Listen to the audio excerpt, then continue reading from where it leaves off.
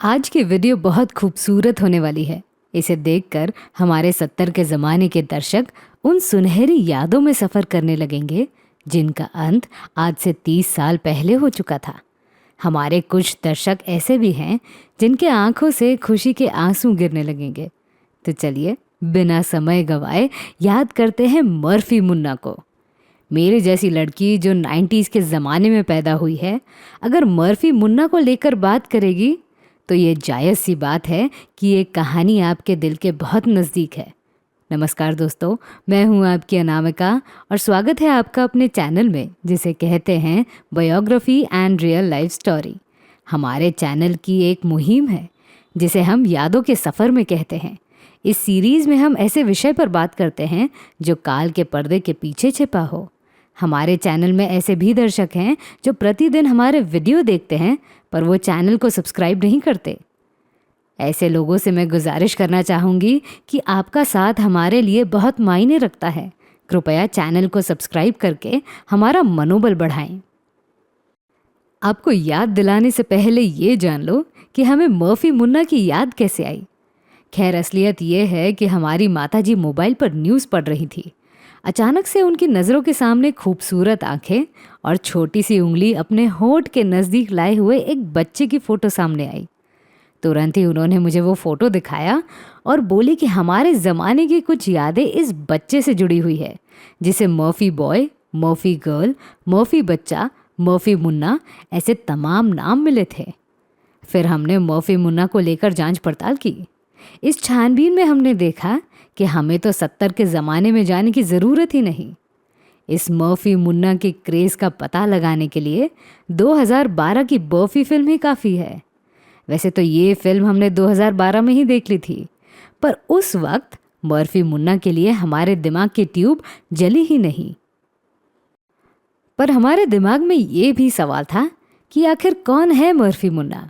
क्या वो महज एक तस्वीर या पेंटिंग है या फिर रियल लाइफ पर्सनालिटी? छानबीन में हमने पाया कि एक बच्चा हुआ करता था जिसकी ये तस्वीर थी।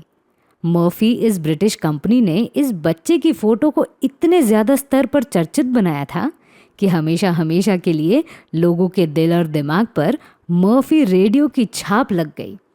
क्योंकि वो दौर था एफएम रेडियो का और फिलिप्स और बोस जैसी कंपनी फिल्म सितारों को लेकर एडवर्टाइजमेंट किया करती थी।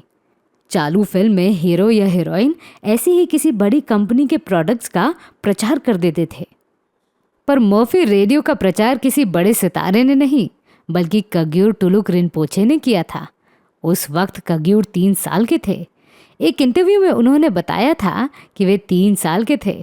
मर्फी रेडियो के प्रचार के लिए कंपनी ने किसी बच्ची को चुना था, पर अचानक से उसकी मृत्यु हो गई और उन्हें मौका मिल गया। मर्फी रेडियो पर उनकी तस्वीर लगने के बाद मनाली का हर एक इंसान कग्यूर को पहचानने लगा था, क्योंकि मनाली में ही वे रहते थे। कग्यूर का मासूम चेहरा तो मर्फी रेडियो ने इस्तेमाल तो कर लिया, पर इससे घर घर तक पहुंचने में भी ज़्यादा वक्त नहीं लगा।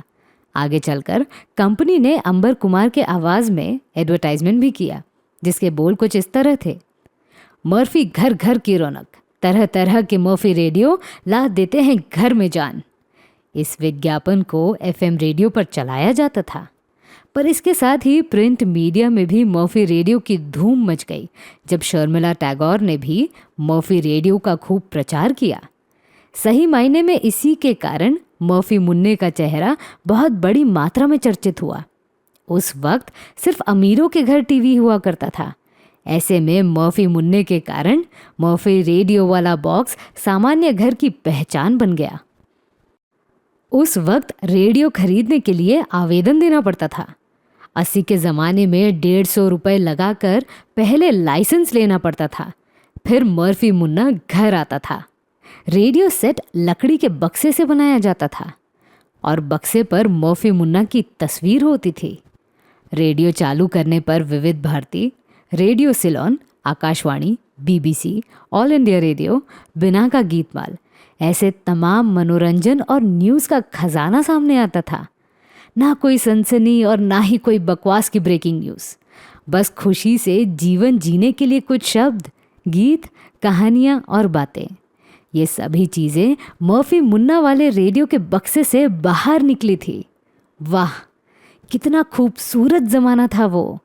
90s के बच्चों के लिए इंटरनेट की दुनिया बेचैन कर देती है, पर बिना इंटरनेट का 60 और 70 का दशक बेहतरीन यादों से रोशन हुआ करता था। मर्फी मुन्ना वाले इस रेडियो का क्रेज़ इतना ज़्यादा था कि लोग इस बक्से को लेकर सफ़र करते थे। मतलब आप सोच सकते हो कि आज लोग मोबाइल लेकर यहाँ वहाँ घूमते हैं, और वो ज़माना ऐसा था तब इतने बड़े साइज़ का बक्सा हाथ में यूँ पकड़कर लोग सड़कों पर गुजरते हुए दिखाई देते थे। यही नहीं, जब क्रिकेट का आनंद लेना हो तो बस उस बक्से को कंधे पर लेकर कानों के नज़दीक लाया जाता था। इससे हम ये जान सकते हैं कि उस वक्त क्रिकेट कमेंट्री का हर एक बोल कितना मायने रखता होगा। रेडियो की दुनिया मर्फी वाले मुन्ने ने मशहूर तो किया ही, पर आगे चलकर ये बच्चा बड़ा हुआ और प्रसिद्ध अभिनेत्री मंदाकिनी से शादी भी की।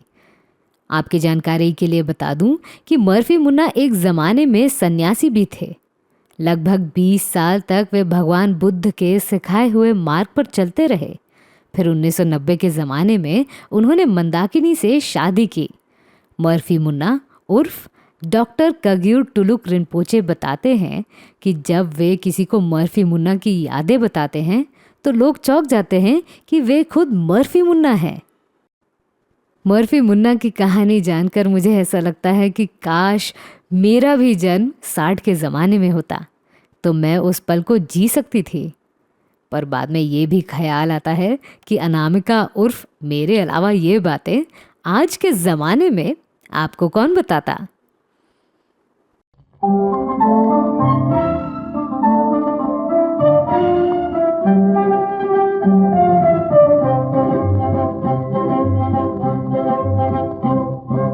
मर्फी घर भर की रौनक, मर्फी घर भर की शान, तरह तरह की मर्फी रेडियो गा देते हैं घर में जान। मर्फी घर भर की रौनक, मर्फी घर भर की शान, तरह तरह की मर्फी रेडियो गा देते हैं घर में जान। मर्फी घर भर की रौनक, मर्फी घर भर की शान।